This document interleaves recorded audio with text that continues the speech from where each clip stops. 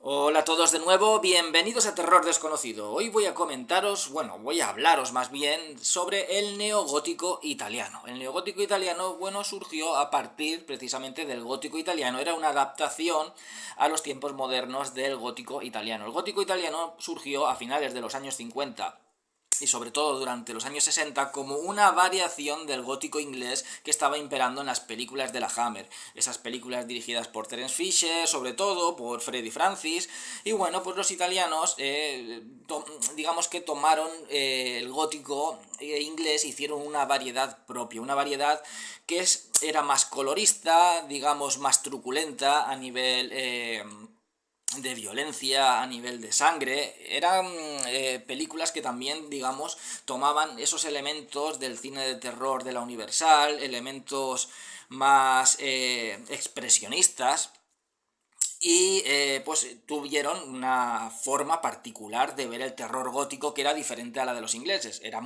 similar, pero era diferente. Tenía un estilo propio. El gótico inglés y el gótico italiano se diferenciaban. Ya digo, el colorismo, las ambientaciones, las atmósferas más recargadas, quizás el juego de luces y sombras.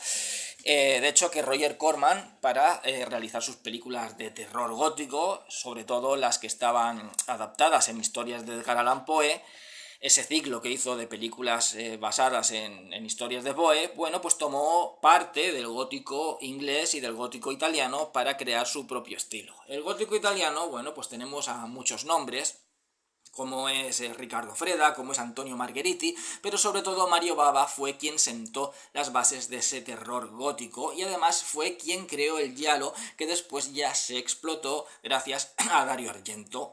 Es cuando ya tuvo el boom, después del estreno del Pájaro de las Plumas de Cristal, y sentó ya las bases del género, pero el género fue creado por Mario Bava.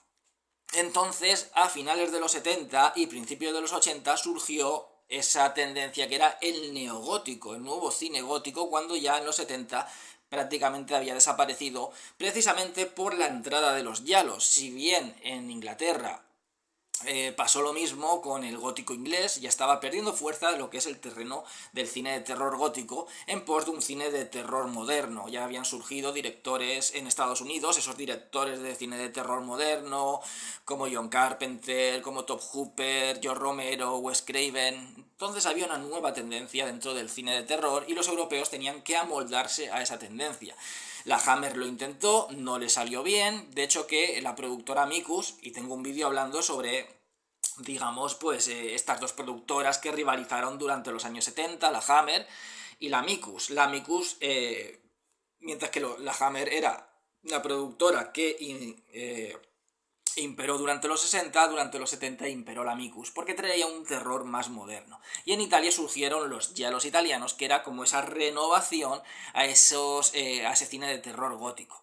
Pero a finales de los años 70, digamos que surgió esta tendencia para volver a recuperar ese cine de terror gótico, pero digamos que adaptándolo a los tiempos más modernos.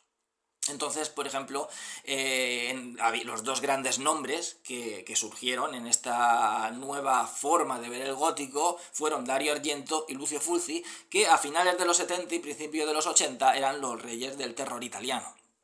Entonces la primera muestra que tenemos de este neogótico italiano sería Suspiria, la Suspiria de Dario Argento, una película que digamos que entraría también dentro de lo que es el cine expresionista, pero el cine expresionista llevado al colorismo, con una gran colorimetría. O sea, Suspiria recuerda mucho, sobre todo en cuanto a decorados, en cuanto a infraestructura, en cuanto a atmósfera y ambientación, al gabinete del doctor Caligari. O sea, es como una especie de expresionismo, pero colorista. Y empezó ya a traer esa especie de gótico, porque hay que ver que las películas de terror, de monstruos de la Universal, bebían del expresionismo alemán, pero a su vez eran películas de terror gótico. Era el gótico que empezó a surgir en Estados Unidos, en el cine de la Universal, y del cual mamó, pues esto es como una cadena, del cual bebió el cine de terror inglés para crear el gótico inglés, y a la vez del gótico inglés pues surgió el gótico italiano. Entonces aquí digamos que lo que hizo Dario Argento con Suspiria fue un poco pues llevar a los tiempos modernos ese cine expresionista. que ya había en la época del cine sonoro, pues aún seguían las películas tomando esos elementos. El cine de terror de monstruos de la Universal, y cuando este lo abandonó en los años 40 volvió a retomarlo el director Jacques Tourneur.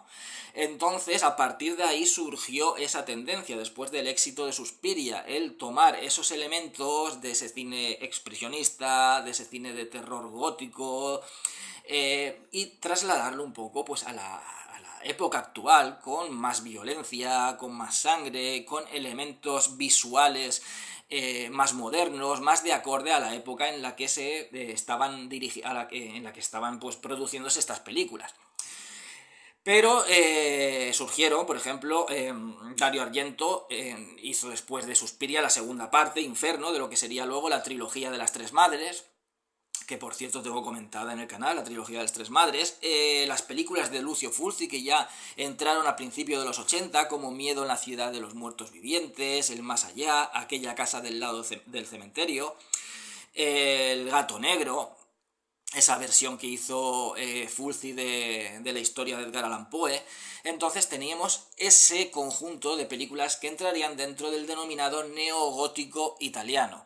Pero para mí las dos películas que marcaron ese cine neogótico italiano fueron El Inferno de Argento y El más allá de Fulci, que muchos dicen, no sé si será cierto o no, aunque sí que es verdad que tienen similitudes, pero son diferentes, que El más allá de Fulci es una explotación del Inferno de Dario Argento, que a su vez era la segunda parte de Suspiria, una película que me parece una auténtica obra maestra, al igual que Suspiria, pero es menos reconocida porque no tuvo el éxito de Suspiria, al igual que también me parece una obra maestra El más allá de Lucio Fulci, que es su mejor película. Entonces estas dos películas, digamos que fueron las obras cumbre, porque mientras que el Suspiria, digamos que trataba más ese expresionismo, pero llevándolo al colorismo, digamos que Inferno ya se adentraba más en el terreno gótico. De hecho, que aunque no esté acreditado, fue ayudante de dirección y director de fotografía Mario Bava en Inferno, pero no está acreditado, pero se nota mucho la mano de Mario Bava. Dario Argento era gran admirador de Mario Bava, de hecho que aprendió mucho de Mario Bava. Mario Bava era como el padre del cine de terror italiano. Entonces Mario Bava bebió mucho, o sea, Dario Argento bebió mucho del estilo de Mario Bava, pero luego creó su propio estilo. Entonces en Inferno se ve esas influencias de Mario Bava, sobre todo en esa decoración gótica, con aspecto muy barroco, en la utilización de los colores. Hay algunos elementos que se notan más de Mario Bava y otros se notan más de Dario Argento, pero se podría decir que es una película que está codirigida entre Dario Argento y Mario Bava, aunque no sea acreditado a Mario Bava. Por lo tanto, desde mi punto de vista, la última película de Mario Bava acreditada fue Shock, pero en realidad la última película que hizo, aunque fuera codirigida con Dario Argento, fue Inferno. Y entonces se ve todo ese estilo visual, porque eran auténticas maravillas visuales. Lo que buscaban los italianos, y empezó con el gótico italiano, siguió con el giallo italiano, eran crear de lo macabro, de lo grotesco, algo bello, algo hermoso, algo poético. Y esto es lo que hicieron. Entonces los dos máximos exponentes de este gótico italiano, del neogótico italiano, serían Inferno y El más allá. Mientras que del gótico italiano los dos mayores exponentes para mí serían La máscara del demonio y Las tres caras del miedo, ambas de Mario Bava. Entonces tenemos, por ejemplo, en Inferno, tenemos una película que es pura colorimetría, al igual que en Suspiria es puro color. Pero a la vez las ambientaciones son diferentes, mientras que los decorados, los lugares en los que se encuentra Suspiria son más parecidos a esa pesadilla arquitectónica del gabinete del Dr. Caligari, llevándolo todo, como digo, a ese colorismo infernal que trajo Suspiria. En Inferno es todo como un ambiente barroco, gótico, pesadillesco. Está ambientada en la actualidad, porque era ahí la cuestión de ese neogótico. Tratar esos ambientes góticos, pero en ciudades, en lugares, pues, y ambientadas en la época actual. En la época actual me refiero de la época en que estaban rodadas. Entonces estamos en Nueva York, en un edificio de Nueva York, en Inferno. Sin embargo, tenemos pasadizos ocultos, cámaras secretas, una decoración que es más propia de un castillo, como en las películas de terror gótico, que de un edificio de una ciudad como Nueva York. Luego la utilización de esos colores que le dan un ambiente de pesadilla, al igual que en Suspiria, pero esa utilización del color como elemento irreal, fantástico y pesadillesco me recuerda más al cine de Mario Bava que al cine de Dario Argento. Sin embargo, en Los Asesinatos sí que recuerda más la elaboración al cine de Dario Argento, es decir, una hermosura visual dentro de un acto grotesco como es un asesinato ultraviolento en el que la sangre prolifera. De ahí el neogótico. En el gótico no se veía esa violencia, aunque ya estaba más pronunciada, incluso que en las películas del gótico inglés, que ya se veía más violencia a su vez. Esto era una escala. En el gótico inglés se veía más violencia que en las películas de la Universal, en el gótico italiano más que en el gótico inglés, y en el giallo más que en el gótico italiano, y en estas películas ya venía toda esa violencia del giallo, pero en un ambiente y atmósfera de cine de terror gótico. Inferno es una pesadilla de brujería, pero a la vez es hermosa, es bella, es visualmente una auténtica pasada, una obra maestra a la altura de Suspiria, pero con una identidad diferente a Suspiria. Luego, ¿qué hizo Fulci? Fulci tenía un estilo diferente al de Dario Argento. Ambos eran estilistas de lo macabro, creando de lo grotesco, de lo horrendo, algo puramente bello, visual. Pero Fulci lo lleva más a la sordidez, al ambiente sucio, a la pesadilla, digamos, ¿cómo decirlo? Más sucia, con esa imagen más seca, como más salvaje, un poco más bebiendo del cine de terror de los 70, y utilizando los colores no de una manera tan intensa como la utiliza Dario Argento, sino de una manera un poco más sutil, el tema de la colorimetría, y sobre todo utilizando unas escenas de muertes ultraviolentas, pero a la vez muy bellamente filmadas. La utilización de las ralentizaciones en los asesinatos por parte de Lucio Fulci son realmente espectaculares. Luego tenemos un comienzo que está rodado en blanco y negro, ese blanco y negro de tono sepia que recuerda a ese cine mudo que estaba con ese blanco y negro que no estaba tan pulido como luego ya entró dentro del cine sonoro. Entonces tenemos esos elementos también de una ciudad como es Nueva Orleans, pero que parece más bien un lugar encantado, un lugar de pesadilla, no parece una ciudad, o sea, es una ciudad pero parece más un lugar fantasmal que nos retrotrae a esos ambientes lúgubres, fantasmales de pues cualquier castillo en los Cárpatos o en la campiña inglesa. O sea, no parece que estemos en una ciudad, esa neblina que lo envuelve todo, ese hotel donde se está ambientada la película, lleno de telarañas, con pues en las habitaciones con los objetos, las sillas, las mesas cubiertos con sábanas, todo lleno de suciedad, de podredumbre, ese sótano inundado que parece una zona de pantano, cienagosa, sucia. O sea, es un elemento diferente al de Dario Argento, que es puro estilismo visual, pura belleza visual. El cine de Fulci, y sobre todo, como digo, comparando Inferno y el Más Allá como máximos exponentes del neogótico italiano, pues Inferno sería una pura belleza visual colorista, es puro teatro, pura poesía visual, mientras que Fulci sería una sordidez, algo horrendo, algo sucio, algo grotesco, esa utilización de la lente de ojo de pez para bombar las imágenes, esa suciedad que lo envuelve todo. Ambos tienen ambientes de pesadillas más propios de lugares irreales del gótico que de pues el cine moderno, de lugares pues en ciudades, en las épocas actuales. Son lugares de pesadilla que te retrotraen a tiempos pasados, tanto una película como la otra, pero con estilos visuales diferentes. La manera de recrear los asesinatos en Inferno son puramente bellos, es pura belleza, mientras, pero belleza macabra, grotesca, y los de Fulci también, son bestiales, brutales, pero también tienen una plasticidad y una belleza que son películas realmente únicas e irrepetibles.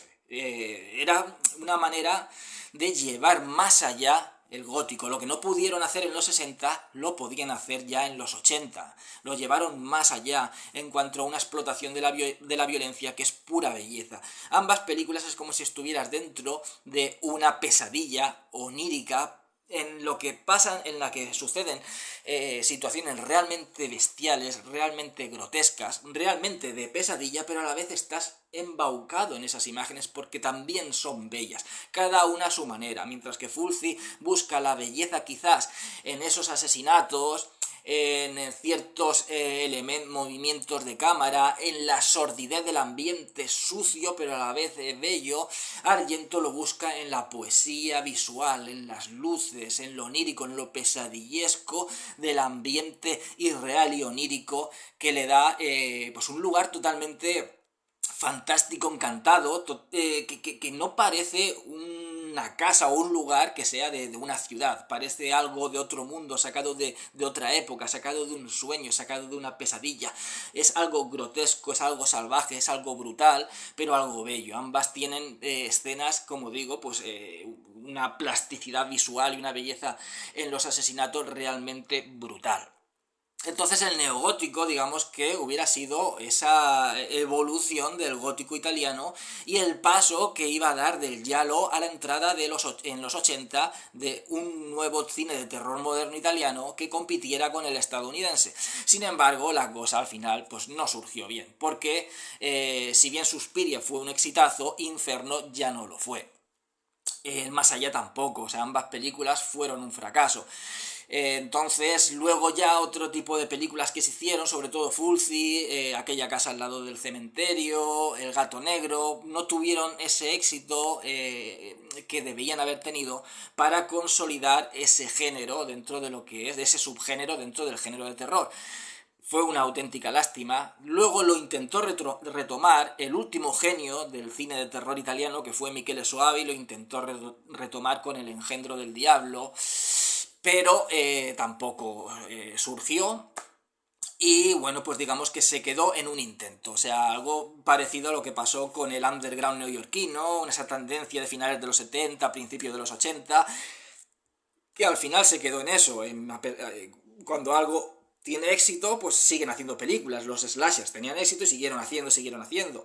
Cuando un subgénero, por muy bueno que sea, no tiene éxito, pues al final dejan de hacerlo.